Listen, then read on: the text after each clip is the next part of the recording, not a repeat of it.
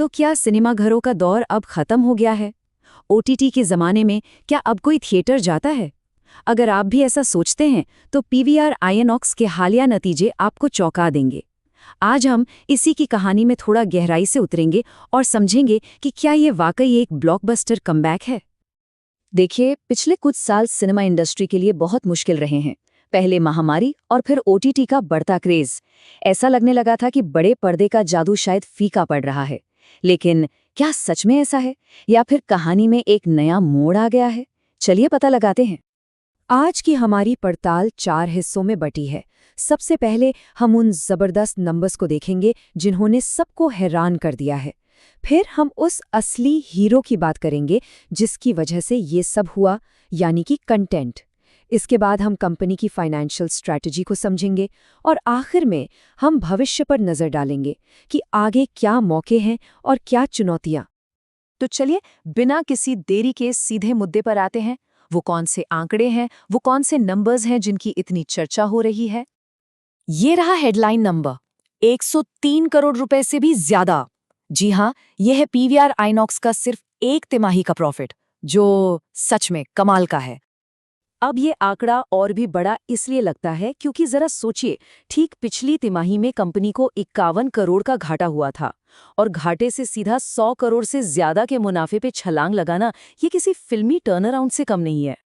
और बात सिर्फ मुनाफे तक ही सीमित नहीं है। रेवेन्यू देखिए, लगभग 1900 करोड़ के पास। 4.5 करोड़ से ज्यादा लोग थिएटर में फिल्म देखने आए, जो पिछले 8 क्वार्टर्स में सबसे ज्यादा हैं। यहाँ तक कि एडवर्टाइजिंग से होने वाली कमाई भी 16% बढ़ी है। मतलब हर तरफ से अच्छी खबरें हैं। तो सवाल ये है कि अचानक ऐसा क्या जादू हो गया? इन जबरदस्त नतीजों के पीछे का राज क्या है? जवाब एक ही है, और वो हमेशा से एक ही रहा है: कंटेंट। हुआ ये है कि पीवीआर आईनॉक्स की स्ट्रैटेजी में एक बहुत बड़ा बदलाव आया है। पहले क्या होता था कि सब एक बड़ी मेगा ब्लॉकबस्टर फिल्म का इंतजार करते थे। ये एक हाई रिस्क गेम था। लेकिन अब फोकस बदल गया है। अब एक बड़ी फिल्म के बजाय लगातार अच्छी और अलग-अलग तरह की फिल्में लाने पर जोर है। और ये बात हम नहीं कह रहे, खुद कंपनी के मैनेजिंग डायरेक्टर अजय बिजली ने कही है। उनका कहना है कि ये जो परफॉर्मेंस है, ये किसी एक दो बड़ी फिल्मों की वजह से नहीं, बल्कि लगातार अलग-अलग भाषाओं में आ रही अच्छी फिल्मों की वजह से है। और यही चीज़ इसे ज़्यादा भरोसेमंद बनाती है। और इसके सबूत भी साफ हैं। साल के पहले 6 महीनों में ही 22 फिल्मों ने 100 करोड़ का आंकड़ा पार किया। चाहे वो सैयारा और महाअवतार नरसिम्हा जैसी दमदार कंटेंट वाली हिंदी फिल्में हों, या फिर जुरासिक वर्ल्ड और सुपरमैन जैसे हॉलीवुड के धमाके। यहाँ तक कि कन्नड़ जैसी रीजनल इंडस्ट्री ने भी 100% से ज्यादा की ग्रोथ दिखाई। देखिए, अच्छी फिल्में आना एक बात है, लेकिन एक बड़े बिजनेस को चलाने के लिए फाइनेंशियल मैनेजमेंट भी उतना ही जरूरी है। तो चलिए अब पर्दे के पीछे चलते हैं और देखते हैं कि पीवीआर आईनॉक्स अपने पैसों को कैसे मैनेज कर रही है। जरा इस नंबर को देखिए, 333 करोड़ रुपए। ये वो रकम है जो कंपनी ने हाल ही में अपना कर्ज चुकाने के लिए इस्तेमाल की है। ये दिखाता है कि कंपनी अपनी बैलेंस शीट को मजबूत करने के लिए कितनी सीरियस है। और इसके लिए कंपनी एक बहुत ही स्मार्ट स्ट्रैटेजी अपना रही है, जिसे कहते हैं कैपिटल लाइट स्ट्रैटेजी। अब ये क्या है? आसान भाषा में समझें तो ये बिजनेस को बढ़ाने का एक ऐसा तरीका है जिसमें कंपनी को खुद बहुत ज्यादा पैसा नहीं लगाना पड़ता। वो पार्टनरशिप और फ्रेंचाइजी के जरिए आगे बढ़ती है। इसके 2 मेन रास्ते हैं। एक है फोको मॉडल, मतलब थिएटर किसी और का और उससे चलाएगी पीवीआर आईनॉक्स। और दूसरा है एसेट लाइट मॉडल, जिसमें वो रियल एस्टेट डेवलपर्स के साथ मिलकर काम करते हैं। दोनों ही तरीकों में कम लागत में ज्यादा विस्तार होता है। तो अब तक की कहानी तो पूरी तरह से एक ब्लॉकबस्टर लग रही है ना?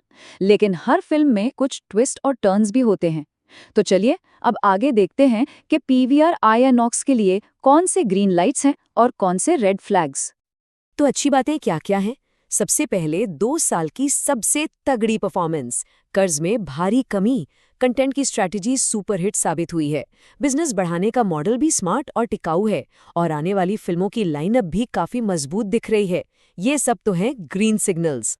लेकिन क्या कहानी इतनी ही सीधी है, या फिर फाइन प्रिंट में कुछ ऐसे जोखिम भी छिपे हैं जिन पर ध्यान देना जरूरी है?